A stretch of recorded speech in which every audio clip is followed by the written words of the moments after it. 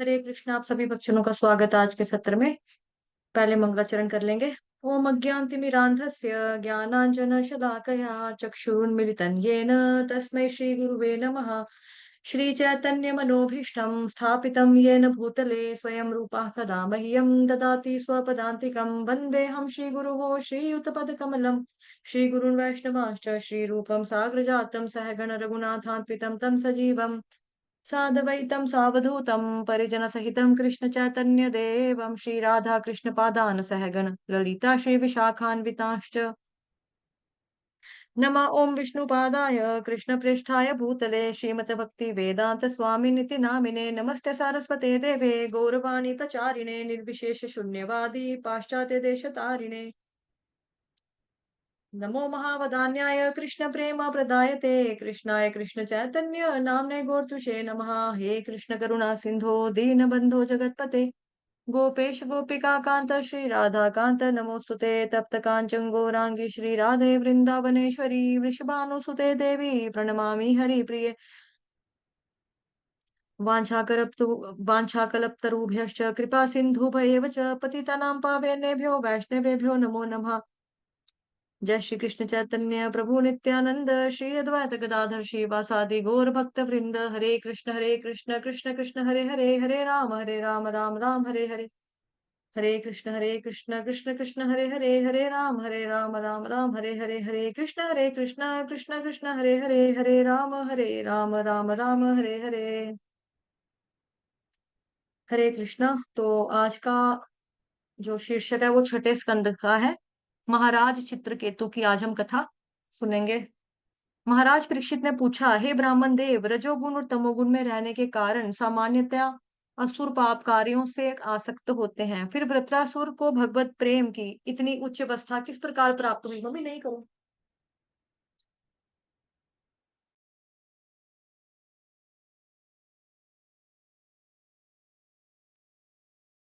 फिर वृत्तासुर को भगवत प्रेम की इतनी उच्च अवस्था किस प्रकार प्राप्त हुई, यहाँ तक कि महान ऋषि और देवगण सतोगुण में स्थित होने के बाद भी भगवान की शुद्ध भक्ति के स्तर को प्राप्त नहीं कर पाते। इस सृष्टि में मिट्टी के कणों के समान असंख्य लोक हैं और इन लोकों में रहने वाले विविध प्राणियों में मनुष्यों की संख्या अत्यंत अल्प है। इन संख्यकों में धर्म नियमों का पालन करने वाले और भी कम हैं। धर्मपरायणों में से केवल गिने चुने लोग ही भौतिक जगत से मुक्त होने की इच्छा रखते हैं और ऐसे सहस्रों इच्छुकों में से इच्छुकों में से कोई बिरला ही समाज, मित्रों, राष्ट्र, परिवार, पुत्रों आदि के स्नेह बंधनों को काट कर वास्तव में मुक्ति प्राप्त कर पाता है। और ज्ञान में पूर्ण ऐसे करोड़ों मुक्त जीवों में भगवान नारायण का भक्त मिलना अत्यंत दुर्लभ है। फिर ये कैसा संभव हो पाया कि दूसरों को पीड़ा देने वाला यह वृत्रासुर कृष्ण भक्ति में इतना आगा, इतना बड़ा निकला, इतना बड़ा चढ़ा निकला? श्री सुखदेव गोस्वामी ने उत्तर देते हुए कहा, हे राजन, अब मैं तुम्हें इतिहास सुनाऊंगा जिसे मैंने व्यासदेव, नारद और देवल जैसे महान ऋषियों के मुंह से सुना है। कृपया एकाग्रचित्त होकर तुम इसका श्रवण करो। एक समय चित्रकेतु नाम के एक राजा थे, जो शूरसेन प्रांत में स्थित अपनी राजधानी से संपूर्ण पृथ्वी पर राज्य किया करते थे। महाराज चित्रकेतु की 1 करोड़ रानियां थी, परंतु आश्चर्य की बात तो यह थी कि उनकी कोई संतान नहीं हुई। यद्यपि वे स्वयं पुरुषहीन नहीं थे, संयोग से उनकी सब पत्नियां बांझ निकली। महाराज चित्रकेतु अत्यंत युवा, सुंदर और उदारचित्त थे। उनका जन्म राज परिवार में हुआ और अत्यंत विद्वान होने के साथ ही वे अतुलनीय ऐश्वर्य के स्वामी थे। परंतु पुत्र ना होने के कारण वे सदैव चिंतातुर रहते थे। यहाँ तक कि उनकी सुंदर नेत्रों तथा कमला मुख रानियां भी उन्हें कोई सुख नहीं दे पा रही थी। एक दिन ब्रह्मा जी के मानस पुत्र महर्षि अंगिरा ब्रह्मांड में विचरण करते करते महाराज चित्रकेतु के राजभवन में पहुंचे। राजा तुरंत अपने सिंहासन से उठ खड़े हुए। ऋषि का यथोचित आदर सत्कार करके राजा ने उन्हें भोजन एवं पेय पदार्थ किए दिए। उन्हें आरामदायक आसन पर विराजित करके महाराज चित्रकेतु अपने मन एवं इंद्रियों को एकाग्र करके भूमि पर उनके निकट बैठ गए। महाराज चित्रकेतु के विनम्र व्यवहार को देखकर अंगिरा ऋषि ने उनके आदर सत्कार की भूरी प्रशंसा की। तब अंगिरा ऋषि ने कहा, हे राजन, मुझे आशा है कि आपका शरीर एवं मन दोनों स्वस्थ होंगे और उनके साथ आपके साथ रक्षक भी स्वस्थ और सुरक्षित होंगे। यानी राजा का गुरु, मंत्री, राज्य, किलेबंदी, खजाना, कानून व्यवस्था और उनके बंधु और मित्र देश। यदि राजा अपने पार्षदों पर निर्भर रहकर कभी-कभी उनके परामर्श को स्वीकार करता है, तो भी वह प्रसन्न रहता है। इस प्रकार यदि राजा के परिषद सहज, प्रेमवश और आज्ञाकारिता से राजा की सेवा करते हैं और उसे उपहार देते हैं, तो वे प्रसन्न रहते हैं। हे राजन, क्या तुम्हारी पत्नियां, प्रजा, सेवकगण और व्यापारी वर्ग तुम्हारे नियंत्रण में हैं? क्या आपके मंत्रीगण, राजनिवासी, राज्य के अधिकारी और आश्रित लोग आपके नियंत्रण में हैं? यदि राजा का मन नियंत्रण में है, तो उपरोक्त सब व्यक्ति स्वेच्छा से राजा के नियंत्रण में कार्य करते हैं। महाराज चित्रकेतु, मैं देख सकता हूँ कि आपका मन असंतुष्ट और उद्विग्न है। मानो आपके जीवन की कोई महत्वपूर्ण अभिलाषा अधूरी हो। आपका पीला चेहरा आपके मन में बैठी किसी भारी चिंता को दर्शा रहा है। क्या आप स्वयं अपनी उस चिंता का कारण हो, अथवा किसी ने आपको इस चिंता में डाला है?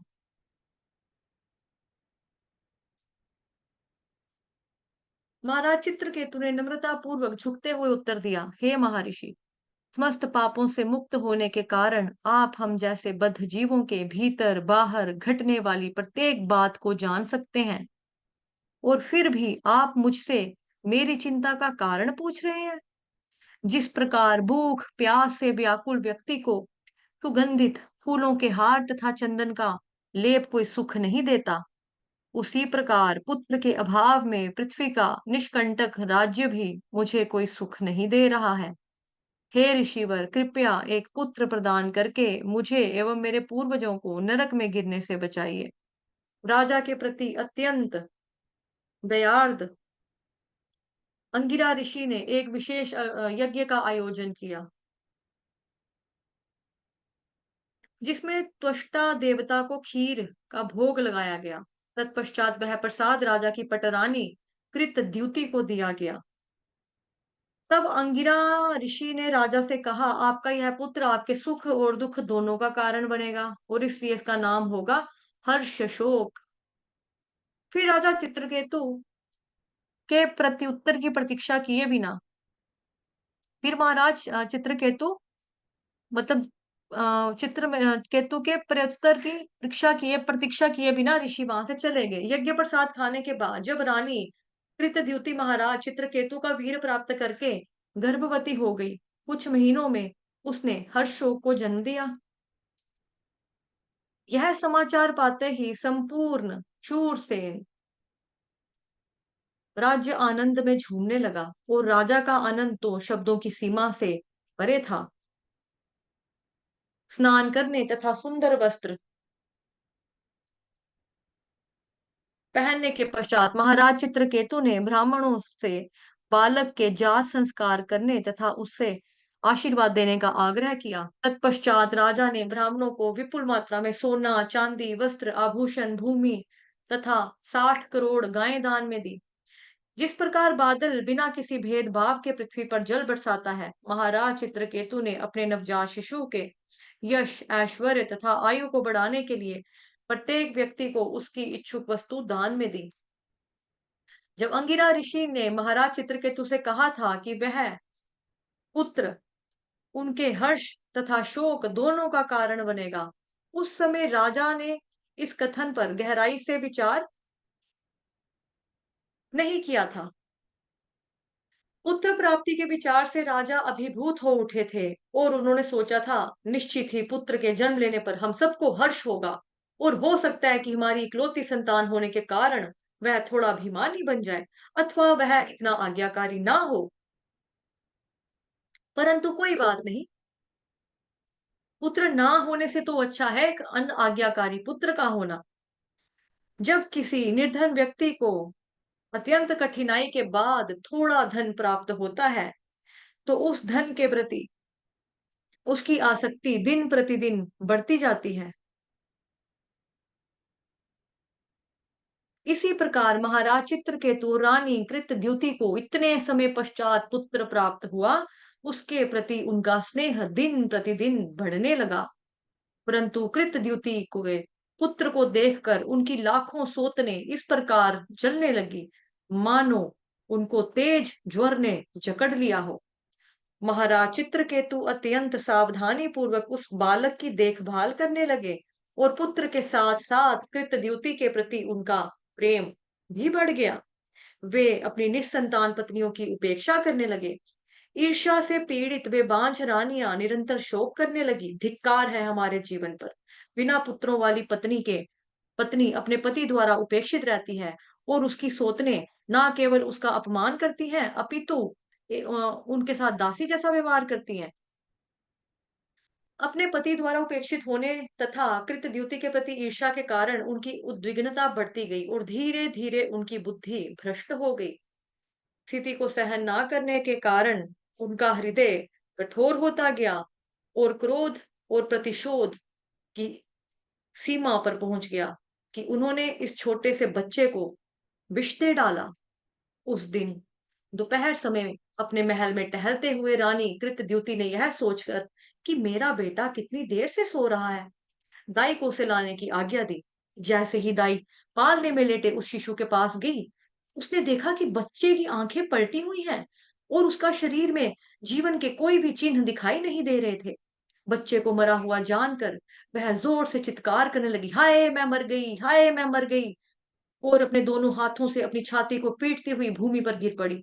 उसके विलाप को सुनकर कृतद्युति दौड़ी दौड़ी वहां पहुंची।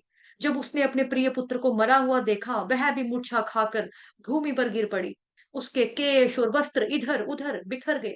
पूरा राजमहल कृतद्युति की दासी और प्रतिद्युति की चीखों से गूंजने लगा। चारों ओर कोहराम मच गया। जिसने सुना वही दौड़ा दौड़ा आया। जब लोगों ने राजकुमार की अचानक मृत्यु को देखा तो वे लोग भी दीनता पूर्वक विलाप करने लगे। जिन रानियों ने राजकुमार को विष दिया था वे सभी वहां आ गई और रोने का दिखावा करने लगी। जब महाराज चित्रकेतु ने अपने पुत्र की मृत्यु का समाचार सुना तो उनके हृदय में उठी पीड़ा की प्रचंड अग्नि ने उन्हें प्रायः अंधा कर दिया। अपने मृत बालक को देखने के लिए दौड़ते समय वे बार बार लड़खड़ाकर भूमि पर गिर रहे थे। विद्वान ब्राह्मणों एवं अपने मंत्रियों तथा अन्य राज अधिकारियों से घिरे महाराज चित्रकेतु अपने पुत्र के शव के पैरों के पास आकर अचेत गिर पड़े। उनके बाल और वस्त्र पूरी तरह बिखर गए। कुछ समय पश्चात राजा की चेतना लौटी, परंतु उनके मुख से एक भी शब्द नहीं निकल पा रहा था। गहरी सांसें लेते हुए उनकी आंखों से निरंतर आंसू बह रहे थे। अपने पति की इस दयनीय अवस्था को देखकर रानी दुखी होकर शोक करने लगी।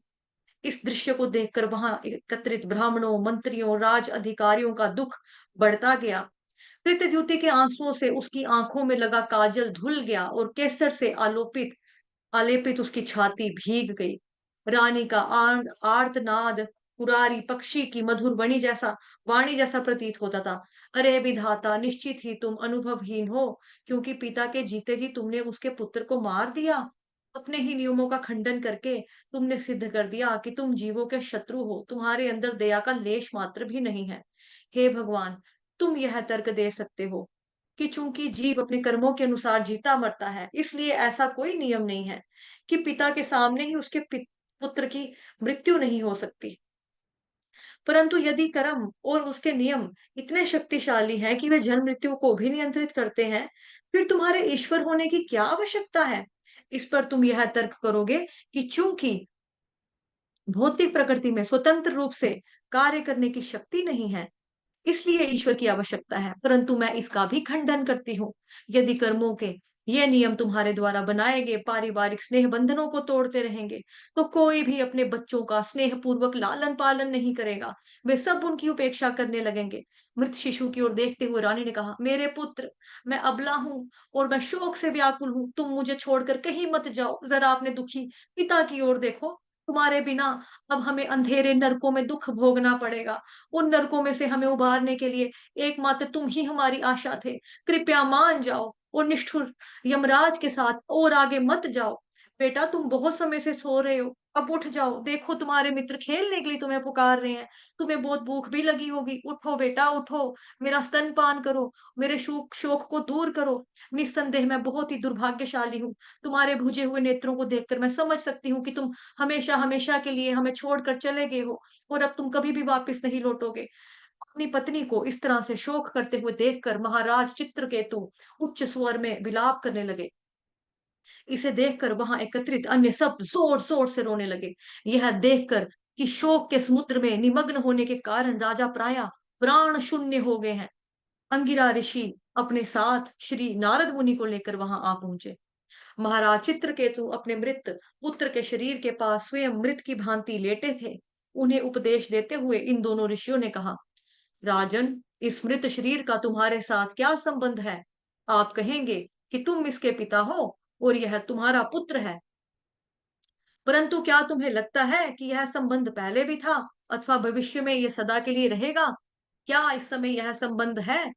जिस प्रकार समुद्र में तैरते पत्ते, टहनियां इत्यादि कभी-कभी एक साथ आ जाते हैं और फिर लहरों के वेग से दूर हो जाते हैं, उसी प्रकार भौतिक देह धारण करने वाले जीव एक साथ आते हैं और फिर काल के वेग से पुनः दूर हो जाते हैं। जब भूमि में बीज बोए जाते हैं, तो उसमें से कुछ बीज अंकुरित होते हैं और बंजर भूमि होने पर कुछ बीज अंकुरित नहीं होते। इसी प्रकार भगवान की शक्ति के प्रभाव से पुरुष कई बार अपनी पत्नी के गर्भ में गर्भधान कर पाता है और कई बार नहीं। इसलिए पिता पुत्र के इस अस्थायी संबंध पर इतना शोक करने की आवश्यकता नहीं है। अंततः भगवान ही इन सब के परम नियामक है। इस सृष्टि में ना केवल प्रत्येक प्राणी अपितु स्वयं यह सृष्टि क्षणभंगुर है। फिर इस सृष्टि में दिखने वाली विभिन्न वस्तुओं का तो क्या कहना? इसे सच मानना मूर्खता है। पूर्ण पुरुषोत्तम भगवान का इस अस्थायी सृष्टि से कुछ लेना देना नहीं है, परंतु समुद्र तट पर एक बालक द्वारा बनाए जाने वाले बालू के मूल्यहीन घरोंदों के समान ईश्वर एक पिता द्वारा संतोत्पत्ति करते हैं। एक राजा के माध्यम से वे प्रजा का संरक्षण करते हैं और सांप जैसे विभिन्न माध्यमों द्वारा उसके संहार का कारण बनते हैं। सृजन, संरक्षण और संहार ये सब माध्यम स्वयं में स्वतंत्र नहीं है, परंतु माया के प्रभाव में आकर व्यक्ति स्वयं को सृष्टा, संरक्षक तथा संहारक मान बैठता है। जिस प्रकार एक बीज दूसरे बीज को जन्म देता है, उसी प्रकार दो शरीरों यानी कि माता और पिता के मिलन से तीसरा शरीर यानी कि बच्चा जन्म लेता है। राष्ट्रीयता, जाति आदि का विभाजीकरण तो उन लोगों की कल्पना मात्र है जो ज्ञान में अधिक उन्नत नहीं है। महाराज चित्रकेतु के भाग्य में पुत्र था ही नहीं, इसलिए लाखों पत्नियों से विवाह करने के पश्चात भी वे सब भांज ही रही। अंगिरा ऋषि के आशीर्वाद और माया की कृपा से उनके पास एक पुत्र भेजा गया, परंतु उसकी नीति नीति में जीना अधिक समय तक नहीं लिखा था। इस बात से भली भांति परिचित अंगिरा ऋषि ने राजा से कहा था कि उनका पुत्र हर्ष और शोक दोनों का कारण बनेगा। अब पुनः अंगिरा ऋषि तथा नारद मुनि के उपदेश सुनकर महाराज चित्रकेतु के चित्त में ज्ञान का प्रकाश होने लगा और वे अकारण शोक से मुक्त हो गए। जीवन में उगती नई आशाओं के साथ महाराज चित्रकेतु ने अपने आंसू पोंछे और इन दोनों ऋषियों को संबोधित करते हुए कहने लगे, आप दोनों यहाँ अवधूत वेश बनकर आए हैं। यद्यपि आप दोनों ने अपने वास्तविक रूप को छिपाया हुआ है, मैं जानता हूं कि आप सर्वज्ञाता हैं और पुरुषों में सर्वोत्तम हैं। कई बार इंद्रिय भोग में लिप्त हम जैसे संसारिक लोगों के कल्याणार्थ भगवत भक्त पागल व्यक्तियों की वेशभूषा धारण करके स्वेच्छा से भूमंडल पर विचरण करते हैं। मैं तो मूर्ख हूँ, पशु हूँ, परंतु मुझे पूरा विश्वास है कि आप मुझे सच्चा ज्ञान प्रदान कर सकते हैं। इसलिए कृपया ज्ञान के दीप को प्रज्वलित कीजिए और अज्ञानता के इस अंधकार से मेरा उद्धार कीजिए। अंगिरा ऋषि ने उत्तर देते हुए कहा, हे राजन, जब आपके मन में पुत्र की तीव्र अभिलाषा थी, तो मैं उस समय आपके पास आया था। मैं वही अंगिरा हूँ, जिसके द्वारा आपको पुत्र प्राप्ति हुई थी। और ये हैं ब्रह्मा जी के पुत्र श्री नारद मुनि। महाराज, आप जैसे महान भगवत भक्त के लिए यह सर्वथा अनुपयुक्त है कि वे किसी भौतिक वस्तु के लिए इतना शोक करें। इसलिए हम आपको अज्ञानता से उपजे इस अकारण शोक से मुक्त करने के लिए आए हैं। जब मैं पहली बार आपके पास आया था, यदि चाहता तो उस समय आपको यह दिव्य ज्ञान प्रदान कर सकता था। चूंकि उस समय आप पूरी तरह से सांसारिक विचारों में डूबे हुए थे, मैं आपको एक पुत्र देकर चला गया। परंतु आप शोकातुर हैं। अस्थायी होने के कारण व्यक्ति की पत्नी, मित्र, सगे संबंधी, महल, राज्य, खजाना, सेना, ऐश्वर्य और भोग विलास की अन्य वस्तुएं भय, मोह, शोक और दुख का कारण बनती हैं। अपने अस्थायी स्वभाव के कारण वे मनोकल्पनाओं अथवा सपनों का गंधर्व नगरी से अधिक कुछ नहीं है। अपने पूर्व कर्मों के आधार पर हम अस्थायी रूप से किसी को अपनी पत्नी, संतान अथवा संपत्ति मान लेते हैं और इन सपनों के आधार पर अपने भावी कर्मों को जन्म देते हैं। हे राजन, जरा विचार करें कि आप कौन हैं? आप शरीर हैं, मन है अथवा आप आत्मा हैं? समझने का प्रयास कीजिए कि आप कहाँ से आए हैं, कहाँ जा रहे हैं और इस समय इतने शोक में क्यों व्याकुल हैं। अपनी वास्तविक स्थिति को समझकर आप अकारण भौतिक आसक्ति को सहजता से त्याग सकेंगे और इस प्रकार सच्ची शांति प्राप्त करेंगे। जब अंगिरा ऋषि पहली बार महाराज चित्रकेतु के पास आए थे, तो वे उस समय अपने साथ नारद मुनि को लेकर नहीं आए थे, परंतु राजा के पुत्र की मृत्यु के पश्चात वे उन्हें अपने साथ लाए, जिससे वे राजा को भक्ति योग का ज्ञान दे सकें। इन दोनों परिस्थितियों में यह अंतर था कि पहले राजा वैराग्य के भाव में नहीं थे, परंतु अब अपने पुत्र की मृत्यु के पश्चात वे इतने शोक विह्वल हो गए थे कि इस संसार के अस्थायी भाव स्वभाव से संबंधित ज्ञान सुनने के लिए वे परिपक्व हो चुके थे। भक्ति के इस स्तर पर ही व्यक्ति भक्ति योग की शिक्षाओं को आत्मसात कर सकता है, क्योंकि जब तक मनुष्य भौतिक सुख भोग से अत्यधिक आसक्त रहेगा, तब तक भक्ति के ज्ञान को समझना कठिन होगा।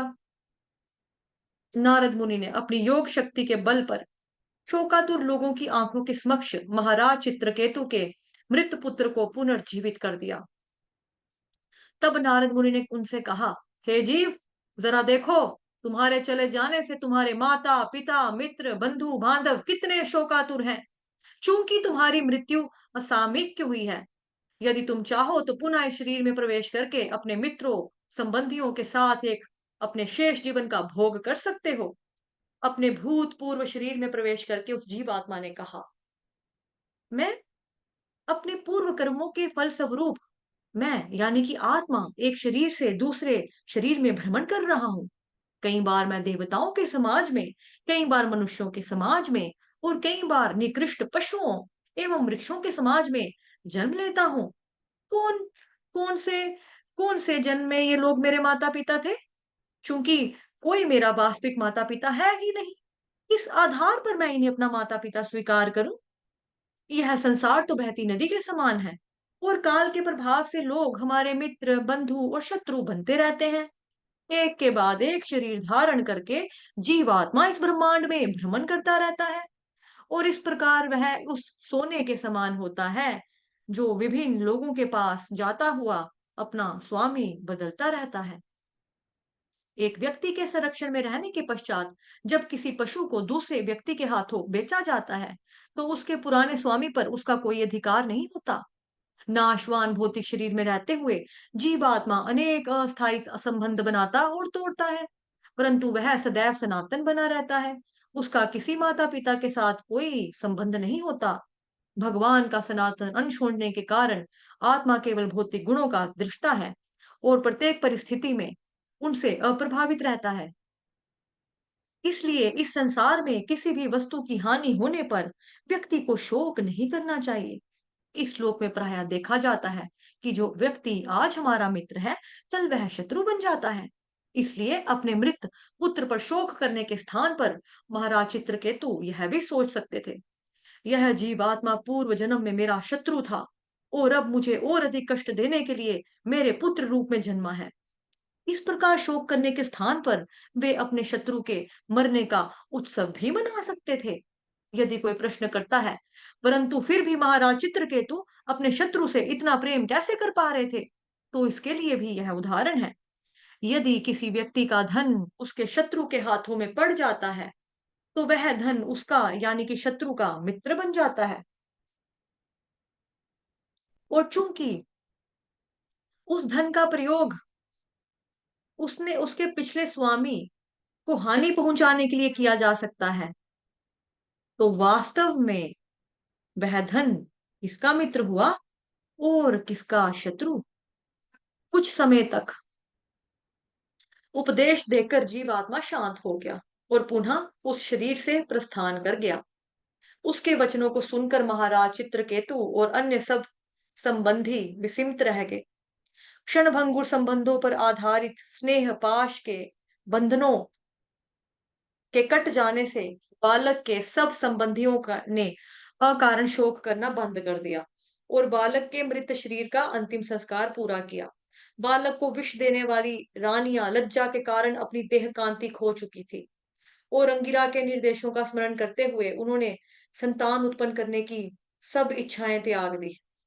ब्राह्मणों के निर्देशानुसार उन्होंने यमुना नदी में स्नान किया और बाल हत्या के पाप से मुक्त होने के लिए प्रायश्चित किया। दो महान ऋषियों से दिव्य ज्ञान को सुनकर महाराज चित्रकेतु आध्यात्मिक ज्ञान से आलोकित हो उठे और उसी प्रकार अंधे कुएं रूपी पारिवारिक जीवन से बाहर आ गए। जिस प्रकार कोई हाथी कीचड़ भरे सरोवर से बाहर आता है। यमुना नदी में स्नान करने के पश्चात महाराज चित्रकेतु ने पितरों को तर्पण दिया और फिर ब्रह्मा जी के उन दोनों पुत्रों की पूजा की। इसके बाद चित्रकेतु से अत्यंत प्रसन्न होकर नारद मुनि ने उन्हें संबोधित करते हुए कहा, हे राजन, ध्यान पूर्वक मुझसे यह मंत्र स्वीकार करो। यह अत्यंत मंगलप्रद है। एकाग्र मन से इस मंत्र का जप करने से केवल 7 दिनों में आपको भगवान जी के प्रत्यक्ष दर्शन होंगे। यह कहकर नारद मुनि ने वह मंत्र दिया जिसका अर्थ इस प्रकार है। हे भगवान, आप ओंकार द्वारा संबोधित किए जाते हैं, मैं आपको प्रणाम करता हूँ। हे परम सत्य, हे अद्वितीय, आप सर्वोत्तम हैं, आप आत्मपूर्ण हैं, इसलिए मैं आपके चरणों में नमन करता हूँ। आप बद्ध जीव की वाणी और उसके मन से परे हैं। आप पूरी तरह से आध्यात्मिक हैं और समस्त सूक्ष्म एवं स्थूल रूप की धारणाओं से ऊपर हैं। जिस प्रकार पृथ्वी यानी कि मिट्टी से बना यह घड़ा पृथ्वी पर ही टिका रहता है और टूटने के पश्चात पुनः पृथ्वी पे मिल जाता है, उसी प्रकार पर ब्रह्मा से ही सृष्टि जन्म लेती है, पर ब्रह्मा पर ही आश्रित रहती है और अंत में पर ब्रह्म में ही विलीन हो जाती है। हे भगवान, आप ही उस ब्रह्म के मूल कारण हैं। मैं सादर आपकी वंदना करता हूँ। परब्रह्म परम भगवान से उद्भूत होता है और आकाश के समान विस्तार करता है। यद्यपि उसमें जड़ पदार्थ का लेश मात्र भी नहीं है, वह अंदर बाहर सर्वत्र व्याप्त है। जिस प्रकार अग्नि के संपर्क में आने से लोहा भी अग्नि के गुण स्वीकार कर लेता है, उसी प्रकार शरीर, इंद्रियां, प्राण शक्ति, मन और बुद्धि जो वास्तव में जड़ पदार्थ हैं, भगवान की परम चेतना के छोटे से कण का संपर्क प्राप्त करके कार्यशील हो जाती हैं। हे भगवान, आपके महान भक्तों के समूह अपने कलियों जैसे कोमल हाथों से आपके चरण कमलों की सेवा करते हैं। आप षडैश्वर्यों के स्वामी हैं और पुरुष सूक्त की स्तुतियों द्वारा महिमान्वित हैं। इसलिए हम आपको प्रणाम करते हैं। अपने शिष्य चित्रकेतु को ये निर्देश देने के पश्चात नारद मुनि अंगिरा ऋषि के साथ ब्रह्मलोक लौट गए। महाराज चित्रकेतु ने 1 सप्ताह केवल जल पर निर्वाह करते हुए उपवास किया और सावधानी और एकाग्रचित द्वारा नारद मुनि द्वारा दिए गए मंत्र का जाप किया। 1 सप्ताह की समाप्ति पर चित्रकेतु महाराज को उनकी आध्यात्मिक प्रगति के गौण लाभार्थ विद्याधर लोक का राज्य प्रदान किया गया। उसी मंत्र के प्रभाव से कुछ ही दिनों पश्चात महाराज चित्रकेतु ने भगवान अनंत देव के चरण कमलों का आश्चर्य प्राप्त कर लिया। चित्रकेतु ने देखा कि भगवान शेष के शरीर का रंग कमल पुष्प के तंतुओं के समान श्वेत था और उन्होंने नील वस्त्र धारण किए हुए थे। वे मंद मंद मुस्कुरा रहे थे और उनके नेत्र लालिमा युक्त थे और उनके चारों ओर सनत कुमार जैसे महात्मा विद्यमान थे। जैसे ही महाराज चित्रकेतु ने भगवान के दर्शन किए, वे समस्त कल्मशों से मुक्त हो गए। और कृष्ण भक्ति के अपने मूल स्तर को प्राप्त हुए। अभिभूत खड़े उनके मुख से शब्द नहीं निकल रहे थे। भगवत प्रेम से ओत-प्रोत होने के कारण उनकी आंखों से आंसू बहने लगे और शरीर पर रोमांच हो गया। जैसे ही उन्होंने भूमि पर गिरकर भगवान के चरण कमलों में प्रणाम किया, उनके आंसुओं से भगवान की पाद पीठ भीग गई। भाव विभोर होने के कारण बहुत समय तक वे कुछ भी नहीं बोल पाए। अंततः उन्होंने बुद्धि द्वारा अपने मन को नियंत्रित किया और भगवान की स्तुति करने लगे।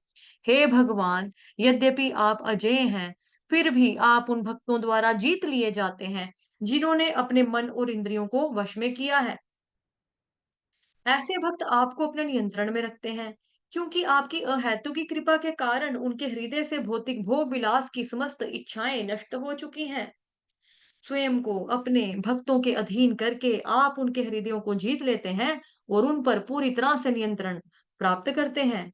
हे भगवान, ब्रह्मा जी सहित अन्य देवतागण आपके अंश के नगण्य अंश हैं। उनकी शक्तियां और प्रभाव अत्यंत तुच्छ हैं और इसलिए जब वे स्वयं को भगवान मानने लगते हैं, तो समझ लेना चाहिए कि वह केवल मिथ्या अहंकार का प्रभाव है। हे प्रभु, ऐसे बुद्धिहीन जो भौतिक भोग विलास की लालसा में विभिन्न देवताओं की पूजा करते हैं, वे मनुष्य शरीर में पशुओं से अधिक श्रेष्ठ नहीं हैं। अपनी पाश्विक प्रवृत्ति के कारण वे आपकी नहीं अपितु उन तुच्छ देवताओं की पूजा करते हैं, जो आपके असीमित यश की चिंगारी मात्र होते हैं। इस सृष्टि के विनाश के साथ ही देवताओं द्वारा दिए गए वरदान उसी प्रकार नष्ट हो जाते हैं, जिस प्रकार सत्ता से हटाया गया राजा अपने समस्त ऐश्वर्यों को खो देता है। परंतु भौतिक भोगों से आसक्त व्यक्ति यदि आपका भजन करते हैं, तो वे जन्म मृत्यु से परे जा सकते हैं। उनके कार्य उन भुने हुए बीजों के समान बन जाते हैं, जिन्हें बोने पर भी पौधे नहीं निकलते। भौतिक प्रकृति से बंधे होने के कारण जीवात्मा को जन्म मृत्यु और अंतहीन चक्र से गुजरना पड़ता है। परंतु जो व्यक्ति आपके सुख संग में सुख प्राप्त करने लगता है, वह भौतिक संसार के चंगुल से छूट जाता है। हे अजय, आप ही भगवत धर्म के प्रवर्तक हैं और वह भगवत धर्म आपके चरण कमलों को आश्चर्य प्रदान करने वाला विशुद्ध धर्म मार्ग है। जिस मार्ग पर व्यक्ति निज इच्छाओं से रहित होकर भगवान की सेवा करता है, वह भगवत धर्म है और उसमें मेरे धर्म तुम्हारे धर्म जैसा द्वंद्व नहीं है। भगवान एक हैं और वे सबके लिए हैं। भगवान की धारणा में मुझे क्या लगता है और आपको क्या लगता है, इसका कोई स्थान नहीं है। भगवान की स्पष्ट धारणा के अभाव में धर्म का पालन करने वाले लोग अक्सर आपस में लड़ते झगड़ते रहते हैं। परंतु भागवत धर्म कोई मनगढ़ंत मत नहीं है। जो वास्तव में कृष्ण भक्त हैं, वे किसी के शत्रु नहीं होते, क्योंकि उनका एकमात्र कार्य अन्यों को भगवान की शरणागति की ओर प्रेरित करना है। ऐसे लोग जो मैं और तुम तथा मेरे और तुम्हारे का भेद करते हैं और सांसारिक भोग विलास प्राप्त करने के लिए कार्य करते हैं, ऐसे मूर्ख भगवत धर्म को छोड़कर अन्य सब प्रकार के धर्मों का पालन करते हैं। परंतु कृष्ण भक्त जानते हैं कि वे कृष्ण के हैं और श्री कृष्ण उनके हैं। ऐसे अनेक निम्न श्रेणी के धर्म हैं, जिनका पालन लोग अपने शत्रुओं को मारने तथा योग सिद्धियां प्राप्त करने के लिए करते हैं। परंतु चूंकि ये सब भोग विलासी इच्छाओं पर आधारित होते हैं और इन्हें धर्म अपितु अधर्म मानना चाहिए, स्वयं से द्वेष करने तथा अन्यों को कष्ट देने के फल स्वरूप व्यक्ति भगवान के क्रोध को भड़काता है। दूसरी ओर भगवत धर्म का पालन करने वाले सत्पुरुष ऊंच नीच का भेदभाव किए बिना समस्त प्राणियों के प्रति समभाव रखते हैं। ऐसे लोग ही आर्य कहलाते हैं।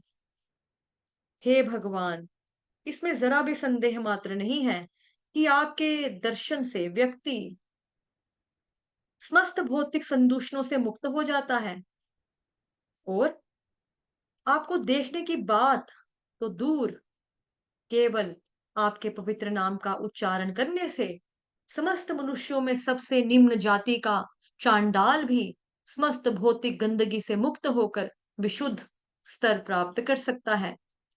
हे स्वामी, आपके दर्शन से मेरे मन तथा हृदय की गहराइयों में व्याप्त पाप कर्मों के कल्मश तथा उनके फल स्वरूप उपजी कामुक इच्छाएं तथा भौतिक आसक्तियां पूरी तरह से धुल गई हैं। नारद मुनि की वाणी सत्य सिद्ध हुई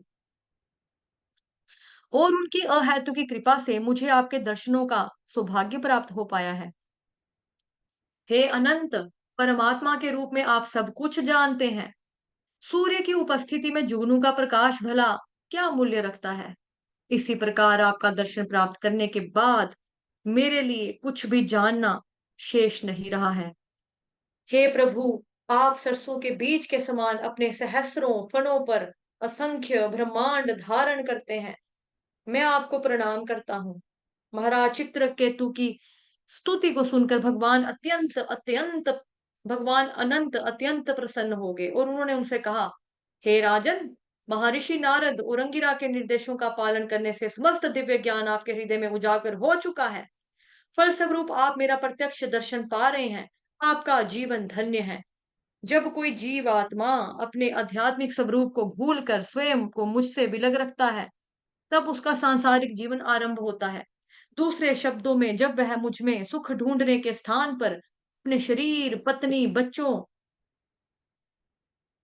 और संपत्ति में सुख ढूंढता है, उसके दुखों का मार्ग आरंभ हो जाता है। इस प्रकार कर्मों और उनके प्रतिफलों से बंध कर वह एक के बाद एक शरीर प्राप्त करता हुआ जन्म मृत्यु के सागर में गिर जाता है। परंतु बुद्धिमान व्यक्ति को चाहिए कि वह गहराई से अपने जीवन का अवलोकन करे, ध्यान से देखें कि भौतिक कर्म करते हुए उसने कितने कष्ट भोगे हैं और कितनी बार उसे अपने इच्छित फल के विपरीत परिणाम प्राप्त हुए हैं। इसे देखकर उसे अपनी भौतिक इच्छाओं को त्याग देना चाहिए। यह समझकर कि भगवान की भक्ति करने तथा भौतिक कष्टों से मुक्त होकर मनुष्य जीवन के चरम लक्ष्य को प्राप्त कर सकता है। व्यक्ति को भौतिक इच्छाओं का त्याग कर देना चाहिए।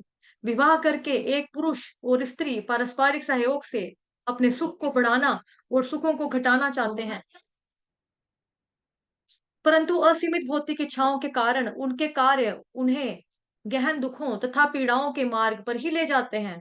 परंतु इन सब गुजरने के बाद मनुष्य को भौतिक इच्छाओं का त्याग कर देना चाहिए और स्वयं को मेरा सनातन अंश समझते हुए मेरा भक्त और मेरा सेवक बनना चाहिए।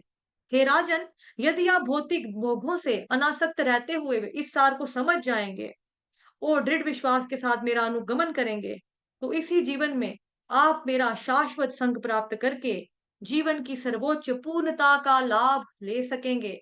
चित्रकेतु को इस प्रकार उपदेश तथा आश्वासन देकर आदि गुरु भगवान संकर्षण वहां से अंतर्धान हो गए और राजा चित्रकेतु विस्मित होकर देखने लगे जिस दिशा में भगवान अंतर्धान हुए थे। उस दिशा को प्रणाम करने के पश्चात महाराज चित्रकेतु विद्याधरों के राजा नियुक्त हो गए। वे भगवान विष्णु द्वारा दिए गए देदीप्यमान विमान में बैठकर संपूर्ण ब्रह्मांड में यात्रा करने लगे। एक और सिद्धगण, चारण और महान ऋषि उनका गुणगान करते, परंतु वे विद्याधरी स्त्रियों के साथ भगवान का यशोगान करते हुए सुख के सागर में डूबे रहते। समस्त योग सिद्धियों, अत्यधिक शारीरिक बल तथा कभी क्षीण ना होने वाली इंद्रियों की सहायता से महाराज चित्रकेतु ने सुमेरु पर्वत की घाटियों में निवास करते हुए लाखों वर्षों तक भोग किया। एक समय आकाश मार्ग से यात्रा करते समय महाराज चित्रकेतु ने भगवान शिव को देखा। महान ऋषियों की सभा को संबोधित करते हुए शिव ने पार्वती को अपनी गोद में बिठाया हुआ था और अपनी भुजा से उनका आलिंगन किया। इस दृश्य से विस्मित होकर चित्रकेतु जोर से हंसते हुए कहने लगे, शिव जी संपूर्ण जगत के गुरु और तपस्वियों के अग्रणी हैं। वे वैदिक नियमों का कठोरता से पालन करते हैं, परंतु आज इतने महान संतों की सभा में उन्होंने अपनी पत्नी को गोद में बिठाकर इस प्रकार आलिंगन किया हुआ है, मानो जैसे कोई निर्लज मनुष्य हो। सामान्य लोग एकांत स्थान में अपनी पत्नियों के संग का सुख लेते हैं, परंतु तपस्याओं के स्वामी होने पर शिव जी ने महान ऋषियों की सभा में खुलेआम अपनी पत्नी को अपनी भुजाओं में लपेटा हुआ है। चित्रकेतु के इन वचनों को सुनकर शिव जी केवल मुस्कुराए और शांत रहे। उनके इस व्यवहार को देखकर सभा में बैठे समस्त ऋषि गण भी शांत बने रहे। शिव जी और ऋषिगण जानते थे कि चित्र महाराज मात्र शिव की महान स्थिति का गुणगान कर रहे हैं, ना कि दक्ष के समान उनकी निंदा। परंतु फिर भी शिव जी के प्रति इस प्रकार के वचन महाराज चित्रकेतु को शोभा नहीं देते थे। जब पार्वती देवी ने राजा के इन अप्रिय वचनों को सुना, तो वे क्रोध वश उनकी भर्त्सना करने लगी। अरे कल बने इस राजा को किसने हम जैसे निर्लजों को दंड देने का अधिकार दिया है? क्या अब प्रत्येक वस्तु का स्वामी यही है? यह कितनी लज्जा की बात है। ब्रह्मा जी, चार कुमार, नारद मुनि, मनु और अन्य महापुरुष धर्म के सिद्धांतों के प्रति अज्ञानी हैं। उन्होंने यहाँ बैठे शिव जी को उनके गलत व्यवहार के लिए रोकने का प्रयास नहीं किया, और इसलिए ऐसा लगता है कि वे शिष्टाचार के नियमों को भूल गए हैं। यह चित्रकेतु क्षत्रियों में सबसे अधम है, क्योंकि इसने महान धर्म अधिकारियों को लांग कर धर्म के मूर्तिमान स्वरूप तथा संपूर्ण जगत के गुरु शिव जी की निंदा की है। इस धृष्ट व्यवहार के लिए निश्चित ही यह दंड का पात्र है, क्योंकि यह अभिमानवश सोच रहा है कि मैं सर्वश्रेष्ठ हूँ। यह भगवान विष्णु के चरण कमल प्राप्त करने का अधिकारी नहीं है। अरे दुष्ट, मेरे पुत्र जाओ और नीच पापी असुरों के परिवार में जाकर जन्म लो। इससे तुम्हें बहुत अच्छा सबक मिलेगा, और फिर तुम लोग कभी महान लोगों के प्रति इस तरह के अपराध करने की हिम्मत नहीं करोगे। चित्रकेतु को इस बात पर थोड़ा गर्व होने लगा था कि उन्हें भगवान संकर्षण की कृपा प्राप्त है। उन्हें अभिमान हो रहा था कि उन्हें अपनी इंद्रियों पर पूर्ण नियंत्रण है, और इसलिए वे किसी में भी दोष ढूंढकर उनकी निंदा कर सकते हैं। परंतु शाप मिलते ही चित्रकेतु अपने विमान से नीचे उतर गए और अत्यंत नम्रता पूर्वक माता पार्वती को प्रणाम किया। उन्होंने कहा, हे माते, मैं दोनों हाथ जोड़कर आपका यह शाप स्वीकार करता हूँ। मुझे इन्हें स्वीकार करने में जरा सा भी खेद नहीं है। मैं भली भांति परिचित हूँ कि मेरे जीवन में आने वाले सुख दुख देवताओं द्वारा दिए गए मेरे ही पूर्व कर्मों के परिणाम है। मैं सर्वथा इसके योग्य हूँ। यह संसार बहती नदी के समान है, और इसलिए यहाँ एक के बाद एक विभिन्न परिस्थितियों का निर्माण होता रहता है। चूंकि यह सब भौतिक परिस्थितियां कष्टदायक एवं अस्थायी हैं, तो फिर शाप क्या और वरदान क्या, नरक क्या और स्वर्ग क्या, वास्तव में सुख क्या और दुख क्या। माते, आप कारण ही इतनी कुपित हो गई, परंतु मैं आपको इसका दोष नहीं देता, क्योंकि मैं जानता हूं कि मेरे जीवन में आने वाले सुख दुख मेरे ही पूर्व कर्मों के फल हैं।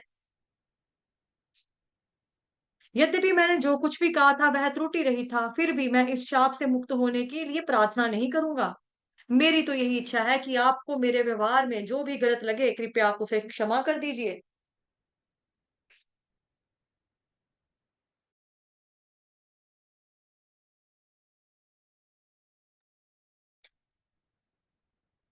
4 पुत्रों को जन्म दिया।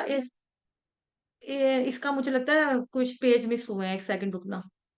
शायद बुक के ना पेज चिपके होते हैं ना कई बार। 202, 204, 1 पेज मिस है इसका। 1 पेज ना मैं बुक से पढ़ती हूँ, 1 सेकंड रुको, ठीक है? बुक से रीड करती हूँ, 1 मिनट। 203 page number. चित्रकेतु जानते थे कि उनके मन में शिव जी की निंदा करने की कोई भावना नहीं थी, और इसलिए उन्होंने इस शाप को विधाता की इच्छा मानकर स्वीकार कर लिया। वास्तव में भगवान चाहते थे कि चित्रकेतु यथाशीघ्र उनके पास भगवत धाम लौट आए। पार्वती को अंत प्रेरणा देकर भगवान ने चित्रकेतु को असुर बनने का शाप दिया, जिससे उसके बचे हुए पापों का भी क्षय हो जाए और उनकी मुक्ति का मार्ग प्रशस्त हो जाए। पार्वती देवी को शांत करने के पश्चात चित्रकेतु अपने विमान पर आरूढ़ हुए और वहां से उन्होंने प्रस्थान किया। सभा में उपस्थिति उपस्थिति प्रत्येक व्यक्ति उनकी सभा में उपस्थित प्रत्येक व्यक्ति उनकी तरफ देख रहा था। शाप मिलने पर भी निर्भीक बने चित्रकेतु को देखकर शिवजी और पार्वती विस्मित रह गए। तत्पश्चात नारद मुनि, अन्य ऋषिगणों एवं अपने अंतरंग पार्षदों की उपस्थिति में शिव जी ने अपनी पत्नी को संबोधित करते हुए कहा, हे सुंदर अंगों वाली पार्वती, क्या अब तुम्हें वैष्णवों की महानता का बोध हो गया? भगवान के दास किसी भी प्रकार के भौतिक सुखों में रुचि नहीं रखते। ऐसे भक्तों का एकमात्र उद्देश्य भगवान की सेवा होता है। वे जीवन के प्रत्येक परिस्थिति में निर्भय रहते हैं, चाहे वह स्वर्ग हो, नर्क हो, अथवा अपवर्ग या फिर मुक्ति हो। वास्तव में महाराज चित्रकेतु भगवान के अत्यंत प्रिय भक्त हैं। सब प्राणियों के प्रति वे संभाव रखते हैं और आसक्ति और घृणा से परे हैं। मैं भी भगवान नारायण को अत्यंत प्रिय हूँ और इसलिए किसी भी व्यक्ति को हमारे आसक्ति और द्वेष रहित कार्यों से विसीमित नहीं होना चाहिए। जिस प्रकार महाराज चित्रकेतु अपने मित्र शिवजी की निंदा कर रहे थे, उन्होंने अपनी पत्नी को गोद में बिठाया हुआ है और इसी प्रकार शिवजी यदि चाहते तो चित्रकेतु की निंदा कर सकते थे। वे बाहर से स्वयं को महान भक्त दिखाते हुए विद्याधरी स्त्रियों के साथ भोग कर रहे हैं। अल्पबुद्धि स्त्री होने के कारण पार्वती इन दोनों भक्तों के बीच हंसी मजाक वाले संबंध को नहीं समझ पाई, परंतु अपने पति के वचन को सुनकर उन्हें अकारण कहेगे अपने शाप पर बहुत ही लज्जा आई और अपने इस दोष को स्वीकार करते हुए उन्होंने अपने चेहरे को साड़ी के पल्लू से ढक लिया। वही महाराज चित्रकेतु त्वष्टा के अग्नि यज्ञ से प्रकट होकर वृत्तासुर नाम से विख्यात हुए, परंतु आसुरी योनि में जन्म लेने के पश्चात भी चित्रकेतु महाराज दिव्य ज्ञान से पूरी तरह से युक्त थे और किसी भी परिस्थिति में उनकी कृष्ण भक्ति पर कोई भी आंच नहीं आई। हरे कृष्ण कृष्ण कृष्ण हरे हरे, हरे राम राम राम हरे हरे, हरे कृष्ण कृष्ण कृष्ण हरे हरे राम राम राम हरे हरे। हरे कृष्ण वाञ्छाकल्पतरुभ्यश्च कृपा सिन्धुभैव च पतितनां पावनेभ्यो वैष्णवेभ्यो नमो नमः। अनंत कोटि वैष्णव वृंद की जय। जगत गुरु श्री प्रभुपाद की जय। श्री कृष्ण चंद्र भगवान की जय। हरे कृष्ण।